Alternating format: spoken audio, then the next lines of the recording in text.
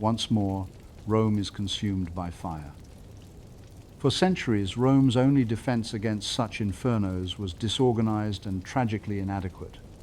There was no official fire brigade, and each new fire threatened disaster in a city of cramped wooden buildings where open flames were used for light and heat. A single spark could reduce entire neighborhoods to ash, and ordinary citizens lived in dread of the cry, ignis, fire. But around the turn of the century, one ambitious man stepped forward with a solution.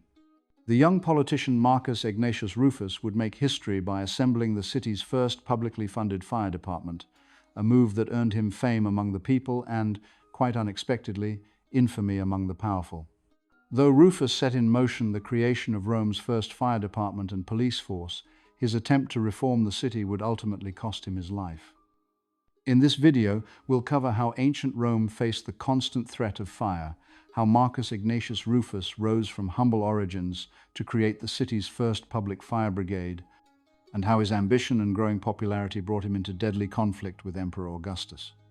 We'll also show how he paved the way for Augustus' creation of the Vigiles, Rome's first official firefighting and police force, whose legacy lasted for centuries. To understand Rufus's rise and the beginnings of the first fire department, we must first grasp ancient Rome's fiery reality. Fires were frighteningly common. Homes were often built of wood and brick, tightly packed along narrow streets, and lighting, cooking, and heating relied on open flames. Historian A.D. Rainbird estimates that Rome faced an average of 100 fires a day. In the Republic, however, firefighting was largely ad hoc. Responsibility fell to elected magistrates called aediles and a minor night watch, who could only improvise with whatever slaves or laborers were on hand. There was no permanent group of firefighters on the public payroll, which meant the wealthy could run the show when things went up in flames. The most famous example of this is Marcus Licinius Crassus, the richest man in Rome and perhaps one of the richest men to ever have lived. Crassus made his wealth decades before the story of Rufus. As ancient historian Plutarch puts it, out of fire and war, making the public calamities his greatest source of revenue. Crassus had assembled his own team of 500 slaves, skilled in architecture and construction, and would rush to fire scenes not to save the day, but to bargain. As Plutarch recollects, Crassus would buy the burning property on the spot for a fraction of its worth, then have his men extinguish the fire and rebuild. Crassus would eventually meet his end on the Eastern Front. According to ancient sources, the Parthians had him executed by pouring molten gold down his throat, mocking his greed, which had become known far beyond Rome. Rufus was not born into Rome's great aristocratic houses.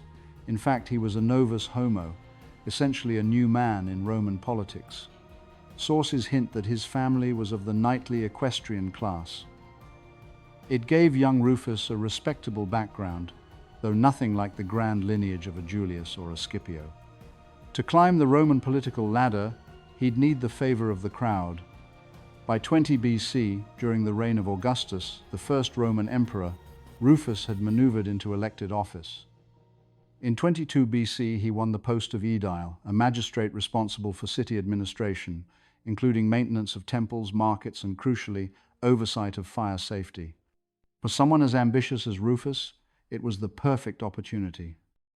From the start, Rufus displayed a flair for populist leadership. One contemporary, the historian Velleius Paterculus, mocked Rufus by writing that he resembled a gladiator more than a senator, suggesting he was rough-edged, flamboyant, and perhaps prone to showmanship. In his year as aedile, Rufus set to the unprecedented task of organizing a private fire brigade, one which did not charge or extort the people he saved. He took 600 of his own slaves, outfitted them with buckets, hooks, and axes, and drilled them to respond to fires anywhere in the city. It was frankly a civic revolution in a city used to watching the rich help only when it benefited them directly. The gratitude of the people was immediate and immense. Ancient historians record that Rufus's popularity soared. Cassius Dio notes that in thanks, the people repaid him for his expenses and showered him with honors.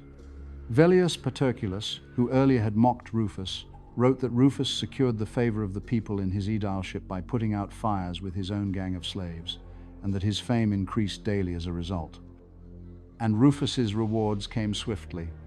In 21 BC, immediately after his period as aedile, Rufus was elected praetor, a higher office, despite the traditional custom by which a gap should exist between holding these two offices. Under normal circumstances, Roman law required a few years' interval and a minimum age before advancing to praetor.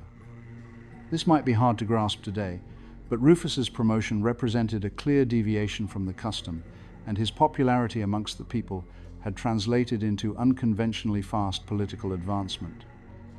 Yet what appeared to the urban populace as deserved recognition of extraordinary service to the community stood out as an alarming display of populist ambition to the governing elite. For Emperor Augustus and the senatorial order, his unprecedented popularity signaled the re-emergence of a type of personal power the new regime sought to contain. After all, Rome had only recently fallen to Augustus, who was still working hard to make his new power look like a restoration and not a takeover. Along comes Rufus, a populist with a private army of 600 and the love of the people. To Augustus, he was starting to look a little too much like competition. Ancient writers suggest that Rufus became overconfident after his successes. Cassius Dio recounts that he grew elated with honor and issued a boastful bulletin at the end of his term, declaring he had handed the city over to his successor, unimpaired and intact. A direct claim that his own actions had kept Rome safe. That kind of credit, implying the city's well-being owed more to Rufus than to the emperor, infuriated Augustus. Augustus ordered the regular aediles to take charge of firefighting at once, undercutting Rufus's independent initiative. Rufus's political ambitions quickly grew stronger. By 19 BC, just 2 years after becoming praetor, he was already campaigning for the consulship, the highest office in Rome. This was highly unusual, again, since candidates were normally expected to move through the traditional sequence of offices only after waiting the required time between positions. Rufus's decision to stand for the consulship so soon after his praetorship reflected both the momentum of his popular support and a growing confidence that his personal prestige might override established political norms. The other politicians were not happy. Gaius Sentius Saturninus, the sole consul in charge in 19 BC, vowed to prevent Rufus's candidacy by any means. Saturninus forbade Rufus to even stand for election, and when Rufus persisted, Saturninus swore that even if the people voted Rufus in, he would refuse to report his election.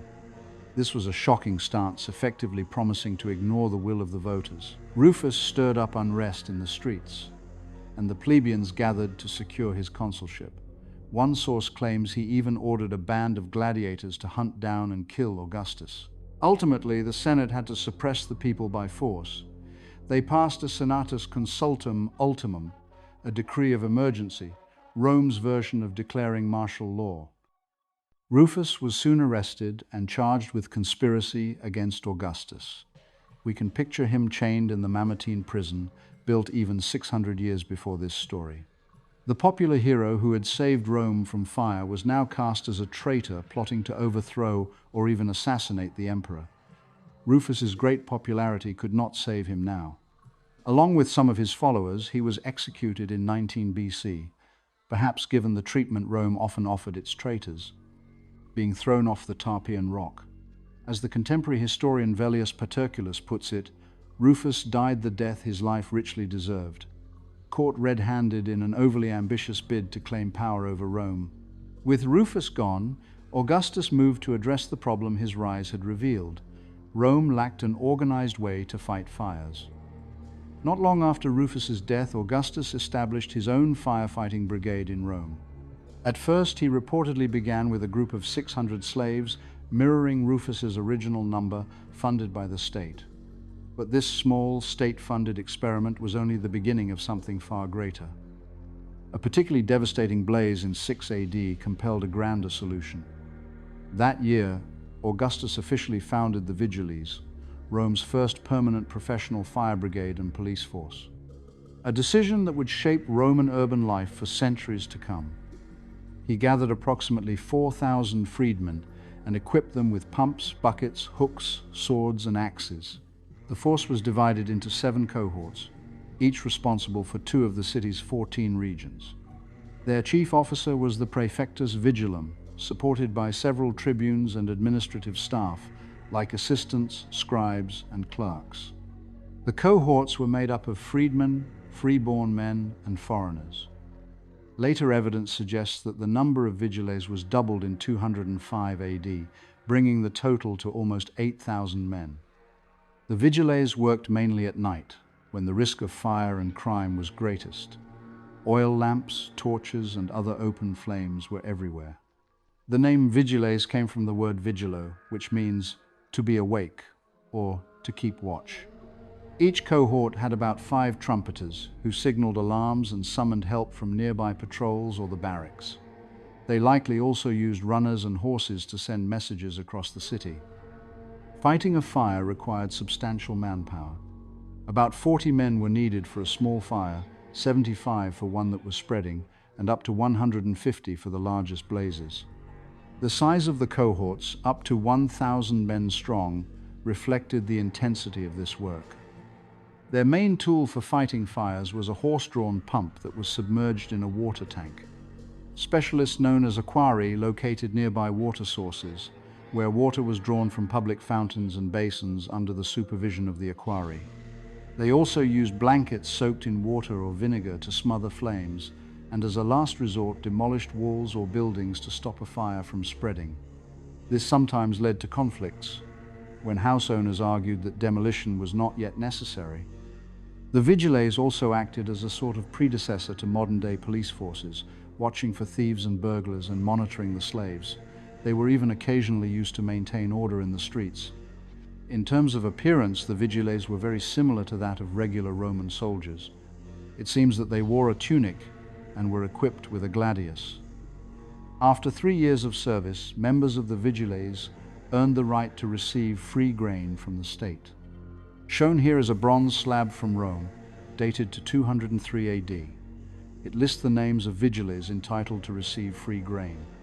Above the inscription appear the busts of Julia Domna, wife of Emperor Septimius Severus, and their son and co-ruler, Caracalla. A third bust of their younger son, Geta, once occupied the center but was later removed following his assassination by Caracalla. Understandably, the Vigiles grew to be quite a powerful force, and one prefect of the Vigiles eventually rose to command the Praetorian Guard, the veteran corps responsible for the emperor's personal security. In the 3rd century, their commanders could be assigned military responsibilities. One such commander, Placidianus, was placed in command of an expeditionary force dispatched to Gaul by Emperor Claudius II upon his accession in 269 AD. The mission aimed to secure the lower Rhone Valley along the border of present-day France and Switzerland against the breakaway Gallic Empire. The Vigiles endured and grew for centuries, but by the late 4th century AD, their responsibilities had been handed over to guilds, bringing an end to more than 300 years of service as the city's watchman. Marcus Egnatius Rufus was a clever, ambitious man who came up with something genuinely new, an organized fire brigade which saved lives and property without the promise of pay. It was an idea that saved lives and earned him enormous public admiration. He became a local hero, someone ordinary Romans could point to as a man who actually helped the city. But in the new political world of Augustus's empire, there wasn't much room for anyone who posed as a rival, and Rufus's popularity and ambition ended up costing him his life. Even so, his idea outlived Augustus himself. Though he paid the ultimate price, Rufus's sacrifice saved countless others by paving the way for the Vigiles, Rome's first official fire brigade. If you found this documentary on ancient history insightful, consider subscribing to stay informed about our upcoming releases. Further reading and sources are available in the description. Feel free to leave a comment and let us know what topics you'd like to see covered in future videos. See you next time.